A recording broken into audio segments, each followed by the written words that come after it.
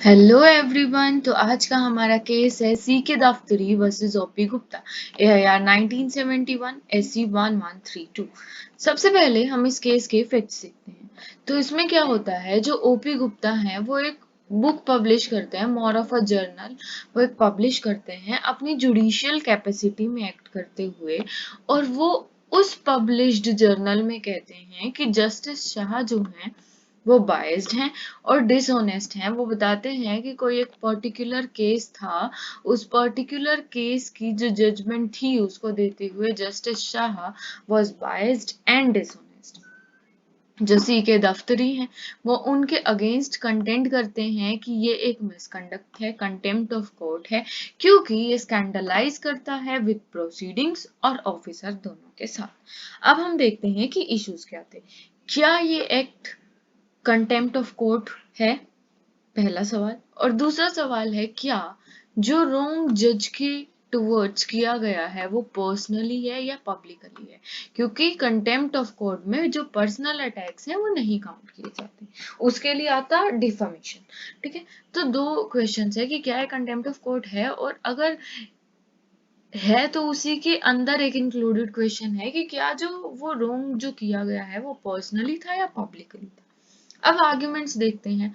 अब ओपी गुप्ता कहते हैं कि आर्टिकल 19(1) मुझे फ्रीडम देता है स्पीच और एक्सप्रेशन दोनों की।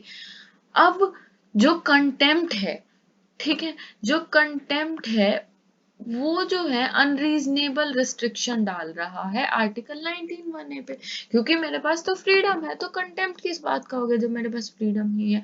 अब मैं पब्लिश कर सकता हूँ, क्योंकि जो भी मैंने बात कही थी वो मैंने पर्सनली कही थी, कोई भी उसका पब्लिक रिलेशन नहीं था, तो इसलिए ये जो है ये कंटेम्प्ट नहीं है।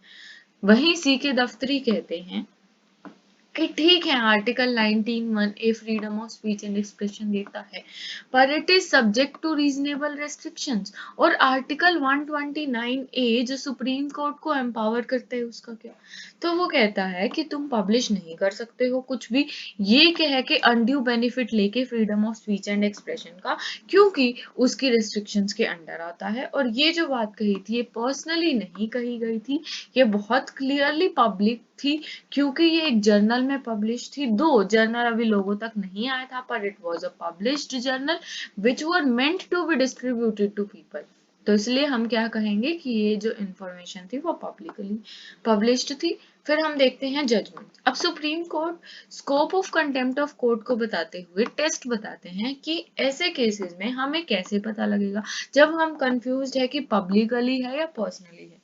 तो हम कहेंगे मेयर डिफामेटरी एक्ट, क्या ये सिर्फ एक डेफामेटरी एक्ट था कि उस इंसान की सिर्फ बदनामी हुई है, और it interfered with the due course of justice, या फिर जो जस्टिस का एक प्रॉपर कोर्स है, जस्टिस हमारा स्मूथली फ्लो कर रहा है, उसके बीच में ये क्या करता है, ये उसको इंटरफेयर करता है, और proper administration of law by court, या फिर अगर एक केस का एडमिनिस्ट्रेशन चल रहा है ये उसको इंटरफेयर करता है, या तो स्ट्रीम ऑफ जस्टिस को करता है या फिर एडमिनिस्ट्रेशन ऑफ लॉ को करता है, तो वो क्या होगा, कंटेम्प्ट होगा। पर अगर सिर्फ डेफामेटरी है तो हम मानेंगे कि एक पर्सनल कैपेसिटी में है, तो इसलिए उसको हम कंटेम्प्ट नहीं मानेंगे। पर इंटरफेयर अगर इनके साथ करता है तो हम कंटेम्प्ट मानेंगे। फिर उसके बाद कोर्ट ने कहा कि ये जो है ये पर्सनली नहीं था, इसीलिए ये कंटेम्प्ट है, ये पब्लिकली था, तो कोर्ट ने उसे 2 मंथ्स की इम्प्रिजनमेंट दी। अब रही बात प्रिंटर की जिसने पब्लिश किया, उसने कहा कि मैं अनक्वालिफाइड हूँ, मैं बहुत नया हूँ, उसने अपॉलजी मांगी विद इंटेंशन कि he will not do such act again, और वो कहता है कि ना तो उसे कंटेंट्स पता थे, और वो वैसे भी नया है, अनक्वालिफाइड है, प्लस ही अपोलोजाइज, तो इसलिए उसे कोई पनिशमेंट नहीं मिलती है। तो ये था हमारा आज का केस। ऐसे ही और केसेस के लिए बने रहिए। Thank you.